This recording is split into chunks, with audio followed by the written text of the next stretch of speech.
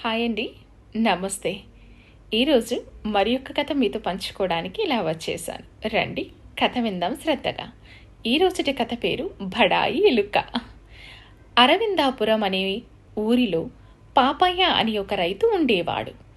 తన ఆవులను రోజు పొలానికి తీసుకువెళుతూ ఉండేవాడు. పొలం గట్టు కలుగులలో ఉంటున్నటువంటి ఎలుక కొన్ని పిల్లలను పెట్టింది. ఆ పిల్లలు ఒకరోజు పొలంలో గడ్డి మేస్తున్నటువంటి ఆవును చూశాయి. అంత పెద్ద ఆవును చూసి భయంతో పరుగెత్తుకుని వెళ్ళి తన తల్లికి చెప్పాయి. అక్కడే ఉన్న మరో ఎలుక, ఏమిటి, నాకంటే పెద్ద జంతువా అని ప్రశ్నించింది. చాలా పెద్దదని ఎలుక పిల్లలకు చెప్పాయి.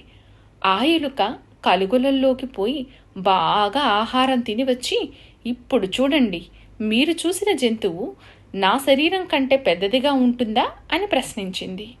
ఇంకా పెద్దదిగా ఉంటుందని ఆ ఎలుకలు జవాబిచ్చాయి.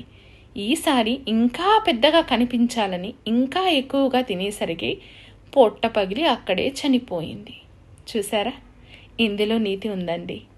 తన తాహతుకు మించి ఎప్పుడూ కూడా బడాయిపోకూడదు. విషయం పూర్తిగా తెలుసుకొని మనం ప్రవర్తించాలి.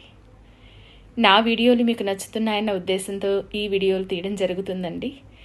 ప్లీజ్ సబ్స్క్రైబ్ చేసుకోండి, లైక్ అండ్ కామెంట్ చేయండి. And thank you for watching.